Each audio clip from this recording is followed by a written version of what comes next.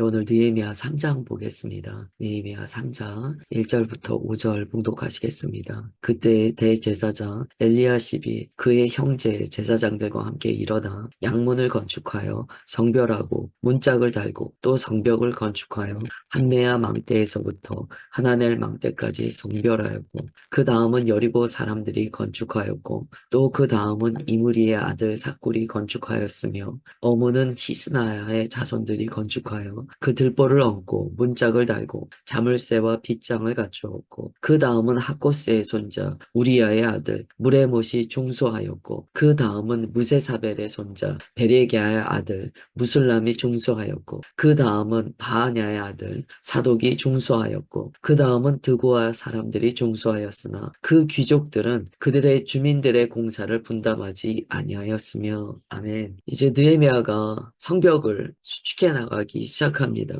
여기까지 오는데도 꽤 많은 일들이 있었습니다. 느헤미야는 기도했고 주님의 마음으로 모든 것들을 진행해 나갔습니다. 이제 드디어 이 건축의 현장이 벌어지는 거예요. 이제 성벽이 수축되는 거죠. 이제부터는 기도만 하는 시간이 아닙니다. 이제 삽도 들어야 되고 실질적인 노동이 필요한 시간입니다.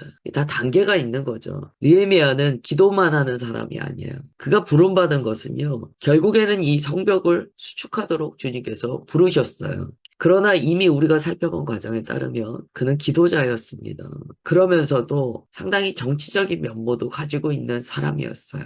그가 가지고 있는 이러한 면들은요, 결국 하나님께서 행하실 일들을 잘 준비하고 또한 실제적으로 주님께서 말씀하신 사명, 성벽을 재건하는 그 사명을 온전히 완수하기 위함이었습니다. 지금 성벽을 수축할 때 부름받은 사람들이 이제 계속하여 쭉쭉 나오기 시작하는데요. 하나님께서는 예루살렘의 많은 사람들, 이스라엘 많은 사람들이 이 성벽 쌓는 일에 함께 했다라고 기록하지 않으셨어요. 순서도 다 기록하셨어요. 누가 먼저 일어났고 어떤 사람들이 동참했는지를 다 적어 놓으셨습니다. 이 하나님께서 행하시는 일의 특징을 보면은요, 적으신다는 데 있는 것 같아요. 누가 뭐 했는지 이런 거 다 적으신다는 거예요. 우리가 무언가 할 때 하나님께서 다 아셔 이런 이야기 하잖아요. 아무도 모르는 것 같은데 하나님께서 다 아시고 특별히 성경을 보면 우리가 알게 되는 게 주님께서 다 기록하신다는 거예요. 1절에 보면 누가 제일 먼저 일어나냐면 엘리야십, 대제사장 엘리야십과 그의 형제 제사장들이 함께 일어납니다. 그 다음에 2절부터 4절에 보면은 일반 백성들 누가 일어났는지가 나와요. 그 다음에 5절에 보면 함께 하지 않은 사람들이 나옵니다. 누구는 같이 안 하더라는 거예요. 오늘은 이 세 부류의 사람을 좀 우리가 순서대로 좀 보겠습니다. 1절에서 제일 중요한 단어는요. 일어났다. 그들이 함께 일어났다예요. 그리고 여기에 보면 그들이 성별했다라고 이야기합니다. 여기서 일어났다라는 것은요. 말만 하지 않는다는 거예요.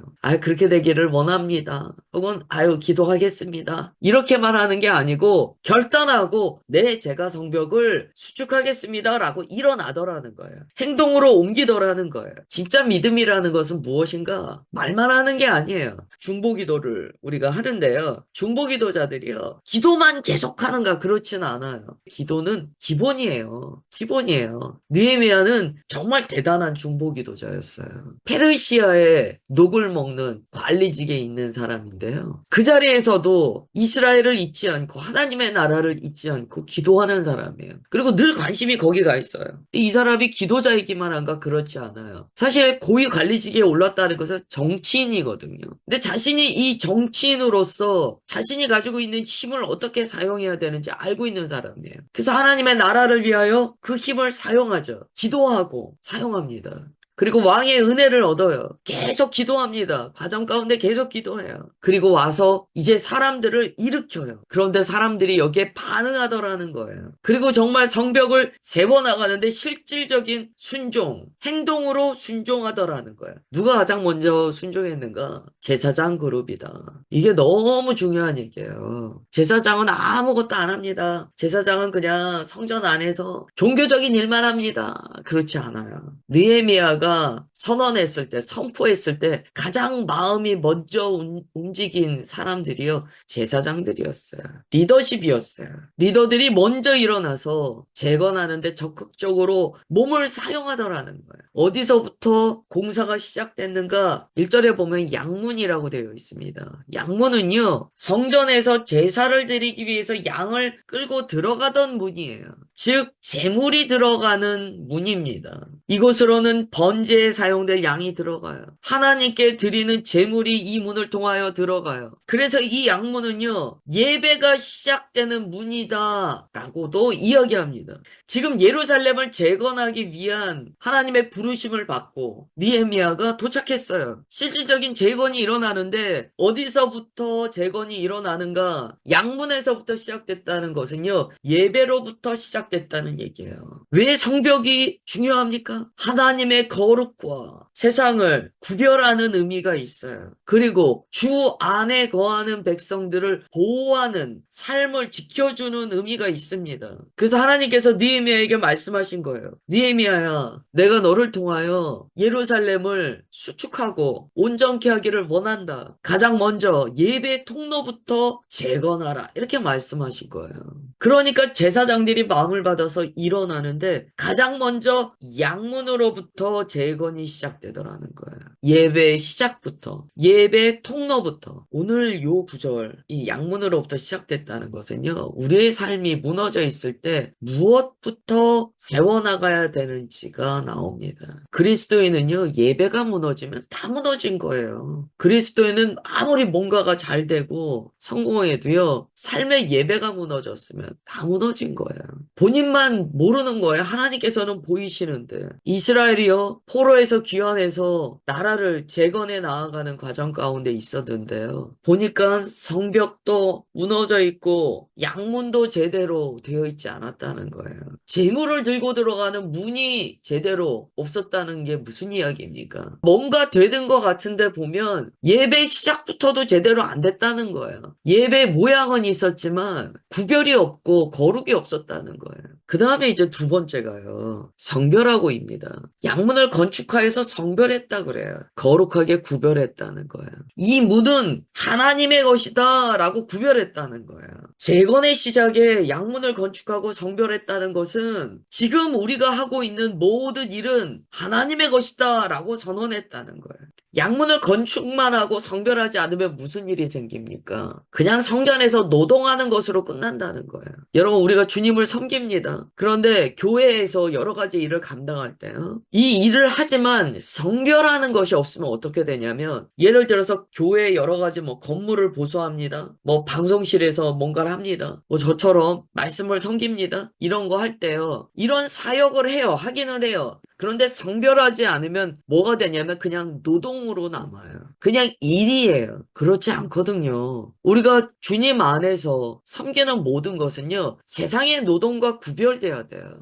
이 노동과 주님 안에 구별되어 하는 이 사역을 약간 혼동하는 일들이 있습니다. 그러면 은혜가 안 돼요. 그래서 정말 우리 성도님들이 교회 안에서 정말 작은 거 하나라도 섬길 때요, 내가 이거 주님께 구별하여 섬기는 거에 대한 감각이 있어야 됩니다. 그거 아니면은요, 일종의 이제 기능적인 일로만 생각해요. 그러면 계속 삐걱거려요. 이거 그냥 노동이에요. 그리고 별로 그 일에 대한 가치를 경험하지 못합니다. 그리고 쉽게 이것을 상황에 따라 놓아버리거나 포기하거나, 또 이걸 놓아버릴 때 별로 마음에 그 어려움도 없는 것들을 보게 돼요. 정말 안타까워요. 왜냐하면 오늘 성경에서 뭐라고 말씀하시냐면 1절에 성별하고 성별하였고가 두 번이나 나와요. 제사장들이 일을 하면서 어떻게 하냐면 문 건축해서 다는 거예요. 그런데 이거 구별했다는 거예요. 자기 마음에서도 이걸 노동이라고 생각하지 않는 거예요. 세상의 노동과 주님 안에서의 섬김과 헌신은 다르잖아요. 이건 이제 사역할 때 우리가 정말 마음에 담아야 되는 말씀입니다. 이 구별에 대한 생각이 없으면은요, 사역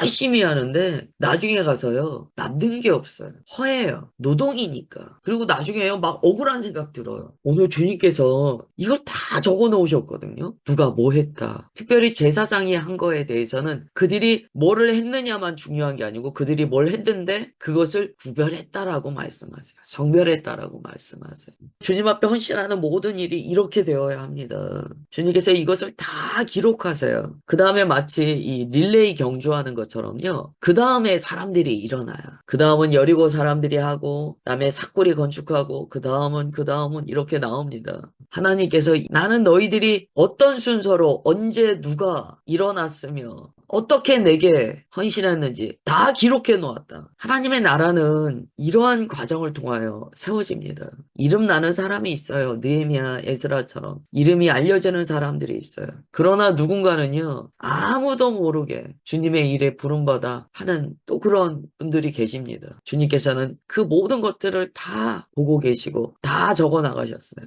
3절에 보면은요, 이런 이야기를 해요. 어문은 하스나 자손들이 건축하여 그 들보를 얹고 문짝을 달고 자물쇠와 빗장을 갖추었고 라고 이야기합니다. 하나님께서요, 자물쇠와 빗장, 들보를 얹었다, 문짝을 달았다, 이것까지 다 적어 놓으셨어요. 문을 달아도요, 자물쇠와 빗장을 달아야지 문의 기능을 할 수 있잖아요. 이건 정말 사역의 디테일이거든요. 사역의 디테일이에요. 사역의 마무리 단계에서 모든 것이 제대로 다 자리를 잡았는가를 점검하고 꼼꼼하게 마무리 작업을 하는 사람들이 있습니다. 이게 큰 달란트거든요. 사람들은요, 저문 누가 달았어? 저문 누가 달았어? 거기에만 신경 쓸지 몰라요. 그런데 주님께서 뭐라고 말씀하시냐면 그 문을 달아도 자물쇠와 빗장을 단 자가 있지 않으냐. 이거는 끝까지 주님의 일을 집중력 있게 마무리하는 백성들을 의미합니다. 오늘 예배드리는 이 새벽에 무슨 일을 하든지 주님께서 주시는 집중력이 임해서 자물쇠와 빗장까지 꼼꼼히 다는 우리 모두가 될 것을 주 예수 그리스도의 이름으로 축원합니다. 이 집중력 있는 은혜가 없으면은요, 늘 뭔가 했는데 나중에 가서 문제가 발생해요. 일을 하다 보면 빈틈이라는 게 있어요. 그런데 그때 어떤 분이 나오냐면, 제가 그거 했습니다. 이거를 누가 얘기 안 했어요. 그런데 그걸 이분은 하나님께서 주신 집중력의 은사가 있어요. 일을 마무리하는 은사가 있어요. 그래서 마무리를 꼼꼼하게 하고 빈틈을 메우시는 분들이 있어요.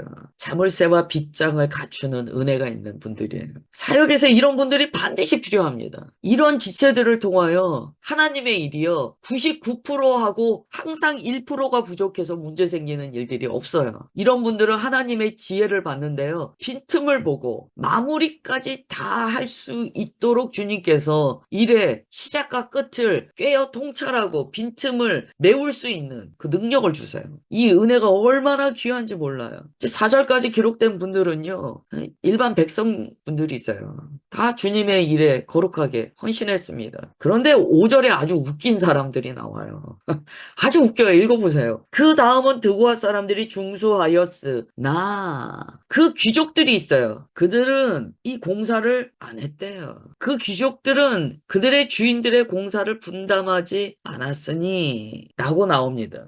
이게 원문을 보면은요, 이런 의미가 있어요. 목을 굽히지 않았다, 이런 의미가 있어요. 그 겸손한 자세가 없더라는 거예요. 여러분, 섬긴다는 것은요, 무조건 자기 몸을 낮추는 거예요. 자기 몸을 낮추지 않고는 섬김이 안 돼요. 이게 워더로 보시면 이들이요, 뻣뻣했다는 거예요. 드고아 사람들이 헌신했지만 귀족들이 빠졌다는 거예요. 이 드고아는요, 성경에 보면 이 아모스 선지자가 태어난 곳으로 알려져 있습니다. 이 지역이 이제 신실했던 지역이에요. 느헤미야 3장 이렇게 계속 보시면은요, 27절에 이들이요, 또 나머지 부분도 헌신합니다. 더 중수해 나가요. 그러니까 드고아 지역의 평민들은 열심히 섬겼어요. 근데 아주 웃기게도 드고아 지역에 귀족들이 있었어요. 뭔 귀족인지 모르겠지만 이분들은요, 아이, 나는 그런 험한 일은 안 해. 아유, 나는 그런 허드렛 일은 안 해. 이랬다는 거예요. 하나님께서 이걸 적어 놓으셨어요. 잘 나가다가 이 귀족들 때문에 보면 기가 막힌 거예요. 하나님의 일을 하는데 지금 제사장들도 팔을 걷어붙이고 노동의 현장에 가서 하나님의 성전을 위하여, 성벽을 위하여, 하나님의 나라를 위하여 헌신하거든요. 대제사장도 일을 하는데 이 귀족들은 누굴까요? 이 귀족들이 그랬다는 거예요. 아유, 나는 그런 굳은 일을 안 해. 허드렛 일 안 해. 목이 빳빳했다는 거예요.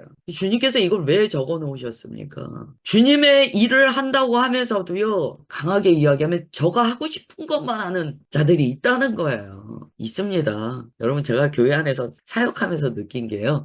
교회 안에 귀족들이 있어요. 있어요. 사역자들 안에도 귀족들이 있어요. 그 도무지 높은 자리에서 안 내려오려고 하는 경우들이 있어요. 그래서 굳은 일이 있을 때는요, 손 하나 까딱을 안 해요. 주님께서 이걸 적어 놓으셨다는 것은요, 그냥 적으신 게 아니에요. 뭐 주님은 그러지 않으셨겠지만, 이게 사람의 말로 바꾸시면 괘씸해서 적어 놓으신 거예요. 우리 마음에 드고와 귀족들이 뽑히기를 이 아침에 축원합니다. 네, 기도하겠습니다. 하나님, 드디어 성벽이 수축되어 나갑니다. 이제 제사장들이 먼저 솔선수범하여 양문을 달고 구별하며 망대를 성별합니다. 주님께서 주님의 성전을 세워 나가실 때 굳은 일과 귀한 일에 구분이 없다는 것을 이 아침에 가르쳐 주셔서 감사드립니다. 우리는 모두 다 주님 앞에 하나된 형제 자매이며 높고 낮음이 없기에 무슨 일에든지 함께 협력하며 주 안에서 어떠한 일이라도 마다하지 않고 섬김의 자리에 협력하는 자들이라고 고백합니다. 주님, 주님의 나라를 세워나가는데 귀족된 마음이 없게 하옵소서.